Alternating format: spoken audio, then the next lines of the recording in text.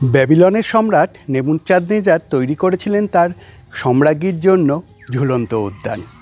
দেশেও শাহজাহান তার প্রিয়তম বেগমের ভালোবাসার স্মৃতির সাক্ষী হিসাবে তৈরি করে রেখে গেছিল তাজমহল। কিন্তু জানেন কি, আমাদের এই বাংলাতেও এক সম্রাট তার স্ত্রীকে ভালোবেসে নির্মাণ করেছিল এক জলটুঙ্গি। আজকে সেই রাজা অর্থাৎ কীর্তিচাঁদ রায়ের গল্প শোনাতেই এবং তার প্রেমের কাহিনীকে চাক্ষুষ করতেই এখানে আসা চাঁদনী জলটুঙ্গি।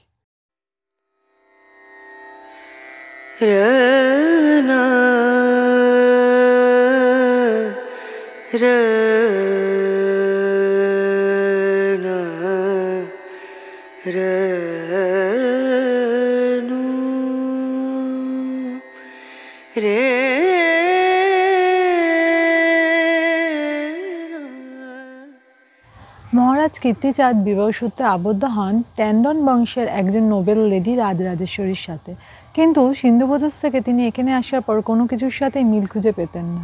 ফলে মহারাজ কীর্তিচাঁদ তাকে নির্মাণ করে দিয়েছিলেন এই জলটুঙ্গি। এই জলটুঙ্গিতে বসত সঙ্গীতের আসর, সারা রাত ধরে চলত মজলিস। আজকে সত্যি এখানে এসে ইতিহাসকে খুঁজে দেখা। আজকের ব্লগে আমি তুলে ধরব বাংলার এক অজানা রাজার গল্প, আর তার সাথে এখানে কিভাবে আসবেন, কোথায় থাকবেন, কি ঘুরে দেখবেন, সমস্ত তথ্য। চলুন তাহলে শুরু করা যাক একদম শুরু থেকে।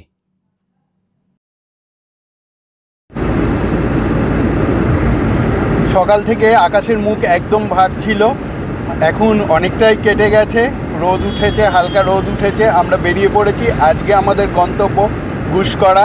আমার সাথে আছে সুপর্ণা আর সায়র, আর অবশ্যই আছে আমাদের রঞ্জন।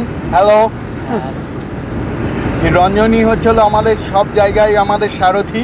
রঞ্জন আজকে আমাদেরকে নিয়ে যাচ্ছে গুসকরাতে। এটা যেতে হবে বর্ধমান হয়ে, তারপরে গুসকরা। এক বৃষ্টিমুখর দিনে বেরিয়ে পড়লাম আমাদের বাংলার অজানা ইতিহাসের সন্ধানে। এই গল্পে আছে এক রাজা আর তার রানী ও তাদের প্রেমের নিদর্শন। বেলঘরিয়া এক্সপ্রেসওয়ে ধরে সিঙ্গুর শক্তিগড় ক্রস করে সোজা পৌঁছে গেলাম বর্ধমান। প্রকৃতি কিন্তু আজ সম্পূর্ণ বিমুখ, তবুও ভয়ঙ্কর সুন্দর এই অচেনা প্রকৃতির রূপ চেটেপুটে উপভোগ করতে করতে পৌঁছে গেলাম বর্ধমান। সেখান থেকে রাইট টার্ন নিয়ে ধরলাম বোলপুর যাওয়ার রাস্তা। প্রায় পৌঁছে গেছি, আর 20 কিলোমিটার মতো দেখাচ্ছে। আমরা যে রাস্তাটা ধরলাম, যে রাস্তাটা শান্তিনিকেতনের দিকে যাচ্ছে বর্ধমান থেকে, সেই রাস্তাটাই আমরা ধরলাম। কিন্তু যা ওয়েদার, যা কন্ডিশন, প্রচণ্ড বৃষ্টি হচ্ছে, জানি না কতটা তুলে ধরতে পারবো। প্রকৃতিটা একটু দেখুন, পেছনে সবুজ ধান ক্ষেত, ওপরে একদম কালো মেঘ করে আছে। জাস্ট বৃষ্টিটা কমলো, আমি তো ভাবতে পারিনি যে এরকম একটা ওয়েদার পাবো। আস্তে আস্তে প্রচুর এনজয় করলাম বৃষ্টিটাকে। করে চারিদিকে কালো মেঘ আর মুষলধারে বৃষ্টি হচ্ছে, আর দুদিকে এরকম ধান ক্ষেত। আরও প্রায় 40 মিনিট পর পৌঁছে গেলাম গুসকরা। যারা হাওড়া বা শিয়ালদা থেকে ট্রেনে আসবেন তাদের কিন্তু নামতে হবে এখানে। এই হচ্ছে গুসকরা স্টেশন। আপনি যদি ট্রেনে আসেন এই গুসকরাতে আপনাকে নামতে হবে। নেমে আপনাকে এখান থেকে প্রায় 10 কিলোমিটার পর্যন্ত গাড়িতে যেতে হবে। কিছু দূর এগিয়ে গেলে বাদিকে পড়বে দরিয়াপুর, যা ডোকরা শিল্পের জন্য বিখ্যাত। চলে এসেছি ডোকরা গ্রামে। এটা চাঁদনী জলটুঙ্গি যাওয়ার পথেই পড়বে ডোকরা গ্রাম। এখান থেকে এখনও 3-4 কিলোমিটার দেখাচ্ছে চাঁদনী জলটুঙ্গি রাস্তাতেই এটা পড়লো ডোকরা গ্রামটা। আমরা ডোকরা গ্রাম হয়ে তারপরে চাঁদনী জলটুঙ্গিতে যাব। রাজ্য সরকার ইউনেস্কোর সাথে সহযোগিতায় দরিয়াপুরে একটি গ্রামীণ কারুশিল্পের কেন্দ্র গড়ে তুলেছে। এখানে প্রায় 133 জন শিল্পী কাজ করে থাকে।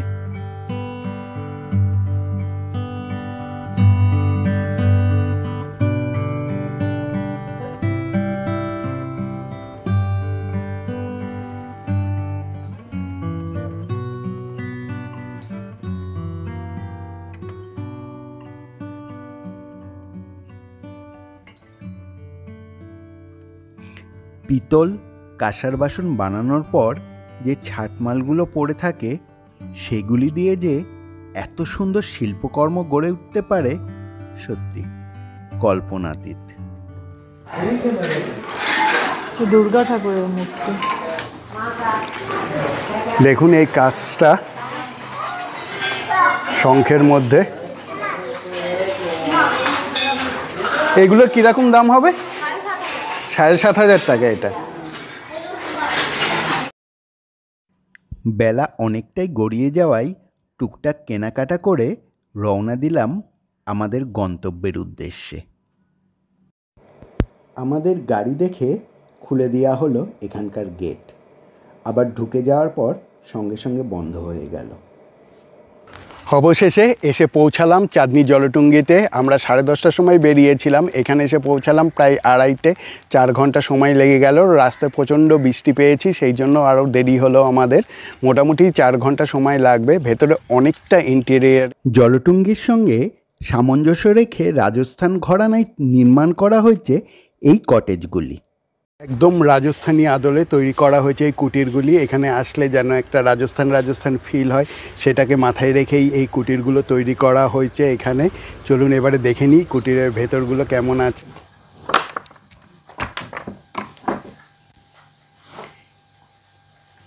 এই হচ্ছে রুমটা। কটেজের ভেতরেও লক্ষ্য করা যায় রাজস্থানের ছাপ।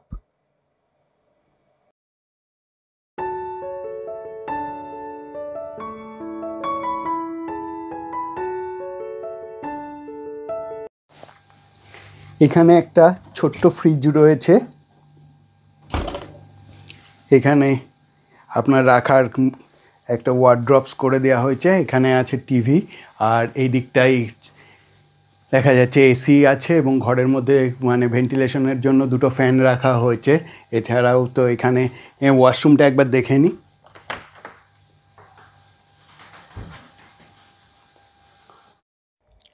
ওয়াশরুমটিও বেশ নিট অ্যান্ড ক্লিন এবং সকল প্রকার আধুনিক সুবিধাযুক্ত।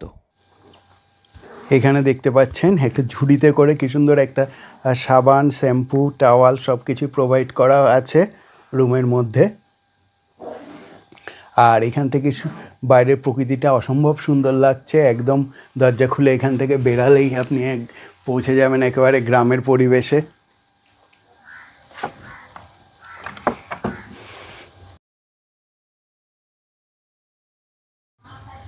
এতটা জার্নি করে এসে সায়র খুব ক্লান্ত হয়ে পড়েছে, তাই খাটিয়ায় একটু জিরিয়ে নেয়া। পৌঁছে গেছি চাঁদনী জলটুঙ্গিতে। এখানে 3টে কটেজ আছে। এই কটেজগুলোর মধ্যে পুরো রাজস্থান এরিয়ার পরিবেশ। এখানটায় এই খাটিয়া পেতে দেওয়া হয়েছে, এই খাটিয়াতে শুয়ে এসে বিশ্রাম করছি। আগের দিনই আমাদের পাঠিয়ে দিয়েছিল মেনুগুলি, আমরা শুধু চেঞ্জ করেছিলাম ননভেজের পরিবর্তে ভেজ। আমরা পৌঁছানোর সঙ্গে সঙ্গে পরিবেশন করা হলো আমাদের দুপুরের খাবার।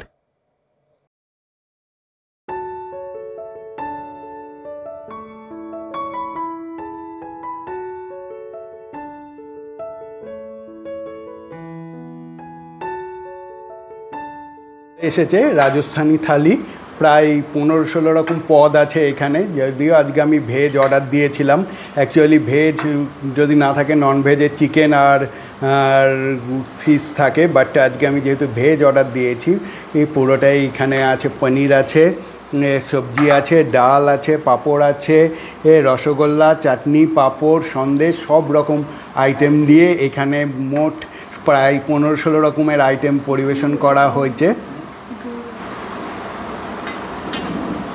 এতগুলো আইটেম, প্রায় 15-16 রকম আইটেম দিয়ে পরিবেশন করা হয়েছে। থালির কি প্রাইস আছে আমি লাঞ্চ শেষ করে আপনাদের জানাবো, কারণ দেখেছেন অলরেডি আসতে আমাদের অনেকটাই দেরি হয়ে গেছে, প্রায় 2:30 বেজে গেছে। এখন 3টের সময় বসেছি আমরা লাঞ্চ করতে। আগে লাঞ্চটা সেরে নিই, খুবই খিদে পেয়েছে, পরে কথা হবে। এতগুলো খাবার কি করে খাবো জানি না, সবগুলো টেস্ট করে দেখি। টেস্ট করে চেখে দেখতে দেখতেই মোটামুটি পেট ভরে যাবে।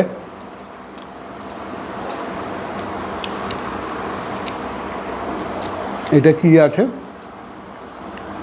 আই থিঙ্ক এটা মনে হচ্ছে পোস্তর কোনো আইটেম। আলু পোস্ত। আলু পোস্ত। এটা পটল, আলু পটল।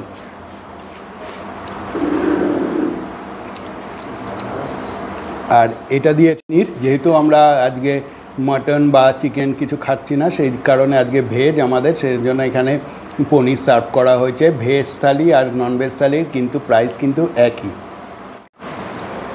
দিদিদের হসপিটালিটিও কিন্তু খুব ভালো, ওনারা বারবার আসছেন, আমাদের বলছেন, পরিবেশন করছেন, এবং রান্নাও কিন্তু এখানকার খুবই টেস্টি।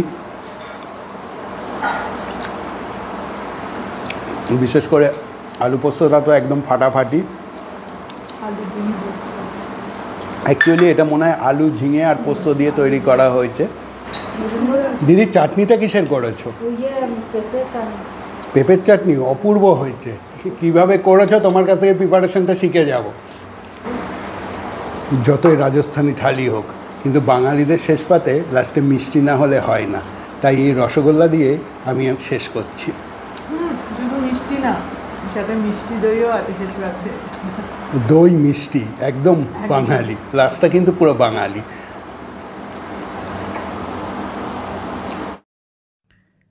খাওয়া দাওয়া করে চলে এলাম এখানে।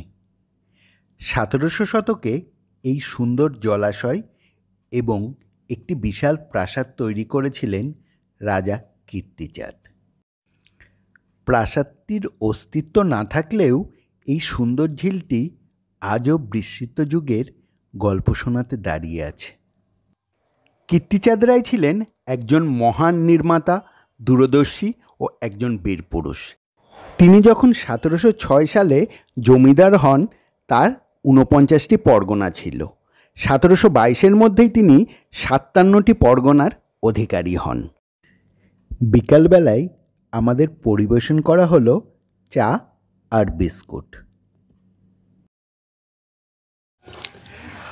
এক পোষ্য ভাত ঘুম দিয়ে এখন এক কাপ চা, সহযোগে খাটিয়াতে বসে চা খাওয়া, প্রকৃতির মাঝখানে একটা আলাদা অনুভূতি হচ্ছে। সত্যি আজকে রিল্যাক্সভাবে কাটালাম দিনটা।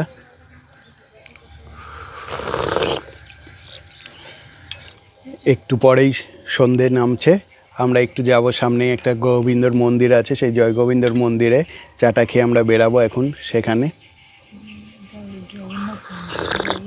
সন্ধে করাতে চলেছে, আমরা এখন জগন্নাথ মন্দিরে যাচ্ছি। একদম গ্রামের মধ্যে দিয়ে আমরা চলেছি জগন্নাথ মন্দির দর্শনে। চারদিকটা পুরো একেবারে গ্রাম্য পরিবেশ, মানে ঘুঁটে দেওয়া আছে দেয়ালে দেয়ালে।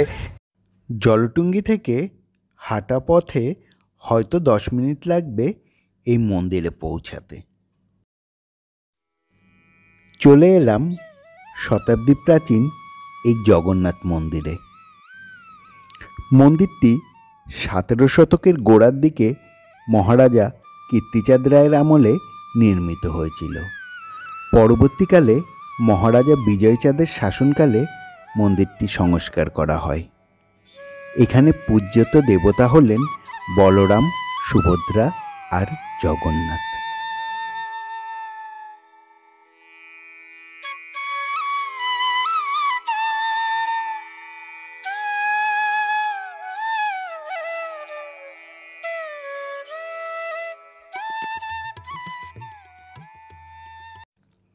এখানে এসে দেখতে পেলাম এবিপি আনন্দের সেই বটগাছতলা।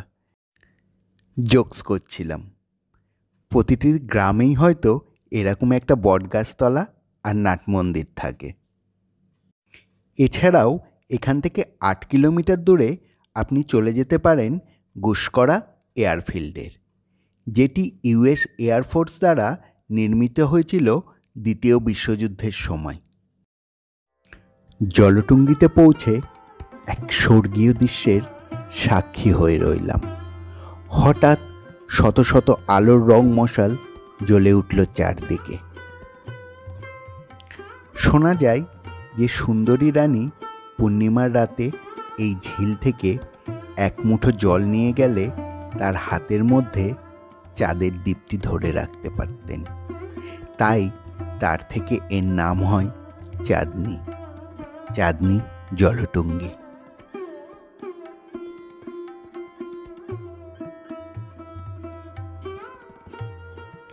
এখানে রাতব্যাপী বাদ্যযন্ত্রের অনুষ্ঠান অনুষ্ঠিত হতো এবং সারা ভারত থেকে সঙ্গীতজ্ঞরা সমবেত হতো এই অনুষ্ঠানে যোগ দেওয়ার জন্য।